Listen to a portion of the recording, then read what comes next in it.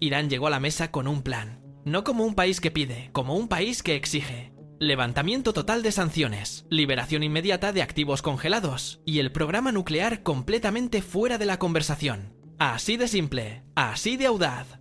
La respuesta de Washington tardó menos de lo esperado. No. Pero ese no fue una respuesta diplomática de rutina, fue una declaración estratégica, fue el momento en que el tablero dejó de ser el que Teherán imaginaba. Y desde ese instante todo cambió. Porque hay una diferencia fundamental entre creer que controlas el juego y realmente controlarlo. Irán confundió las dos cosas, y ese error puede tener consecuencias que van mucho más allá de una ronda de negociaciones fallida.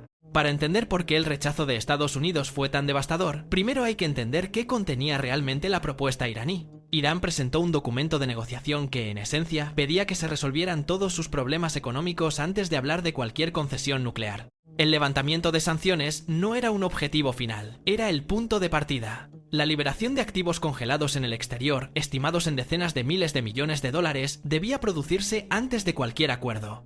Y lo más revelador, el programa nuclear debía quedar excluido de cualquier discusión inmediata, es decir, Irán quería dinero en la mano y tiempo para seguir enriqueciendo uranio. ¿Qué clase de negociación es esa? No es una negociación, es un ultimátum disfrazado de propuesta diplomática.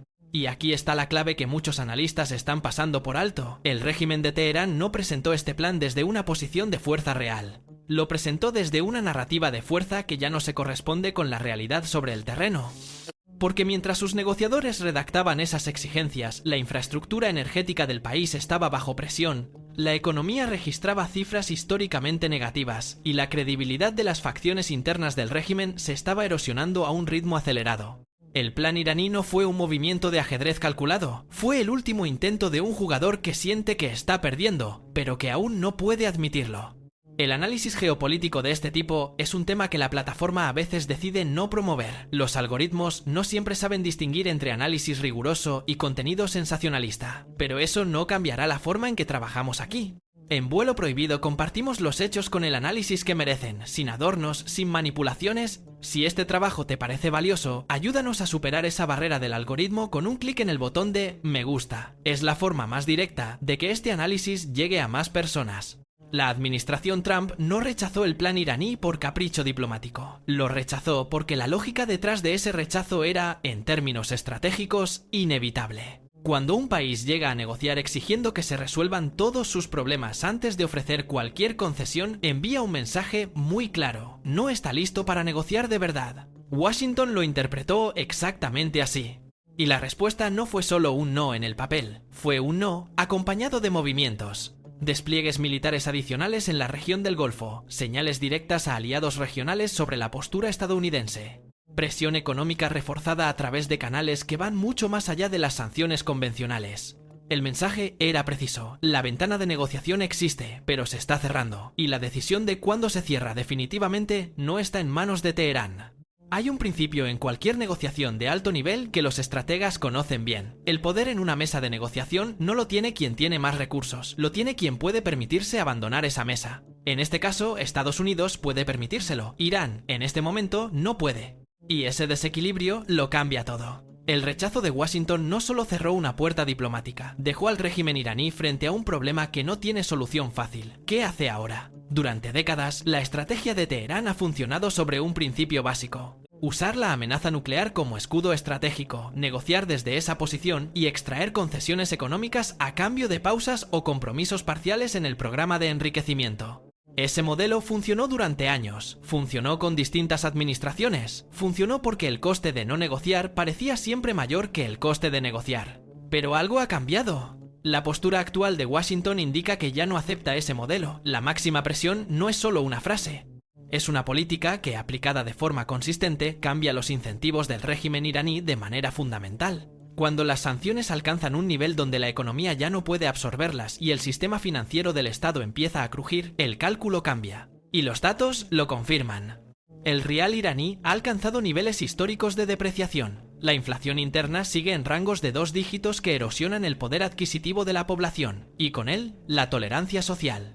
Las reservas de divisas se han reducido de forma significativa y los ingresos petroleros, principal fuente de financiación del Estado, están bajo una presión estructural que no cede. En ese contexto, el plan de negociación que Irán presentó no era un plan de fuerza, era un plan de supervivencia, y cuando un plan de supervivencia es rechazado, el margen de maniobra se reduce drásticamente. Y aquí es donde el análisis se vuelve verdaderamente relevante, porque lo que está sucediendo dentro del régimen iraní no es visible en los comunicados oficiales, pero hay señales. En cualquier sistema político bajo presión extrema, lo primero que aparece son las fracturas entre facciones. Dentro del régimen iraní coexisten, al menos, dos visiones estratégicas en tensión permanente. La primera es la de quienes creen que la resistencia total, el rechazo absoluto a cualquier concesión real, es la única forma de preservar la esencia ideológica del sistema.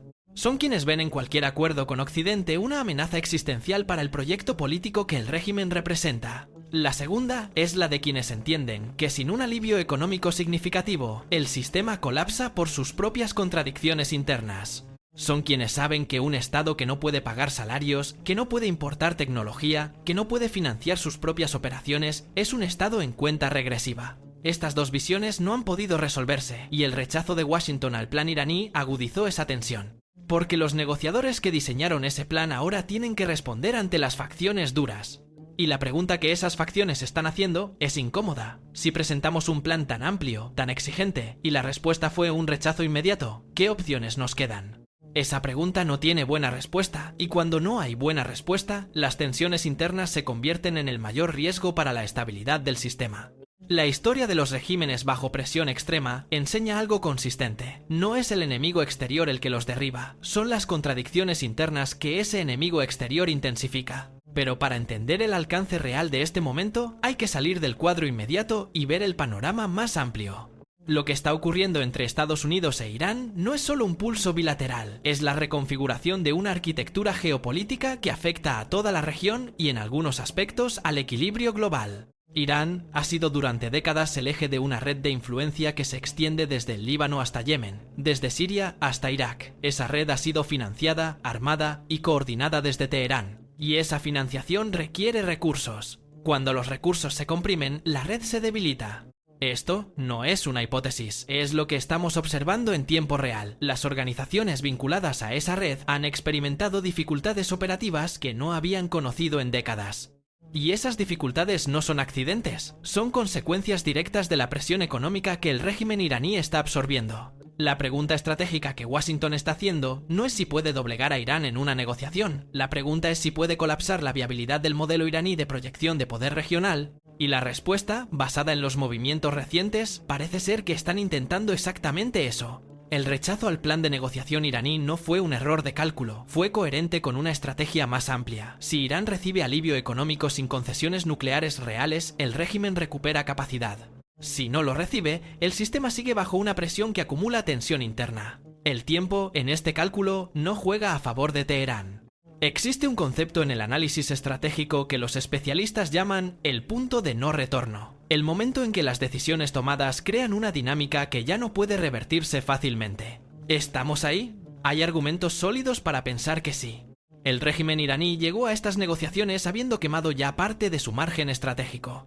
Las conversaciones anteriores, los acuerdos incumplidos, la escalada del programa nuclear más allá de los límites establecidos en compromisos previos, todo eso ha erosionado la credibilidad de Teherán como interlocutor. Cuando un país viola compromisos reiteradamente, el siguiente acuerdo que propone enfrenta un nivel de desconfianza mucho mayor. Y esa desconfianza se traduce en exigencias más duras, en menos disposición a ofrecer concesiones previas y en un umbral de verificación más alto.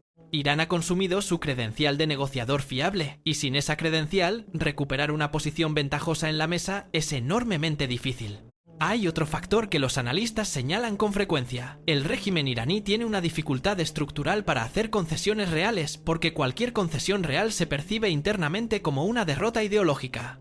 Un sistema que ha construido su identidad sobre la resistencia al orden internacional que Occidente representa no puede simplemente firmar un acuerdo que valide las exigencias de Washington sin pagar un coste político interno muy alto. Y ese coste político interno es el que las facciones duras del régimen no están dispuestas a asumir.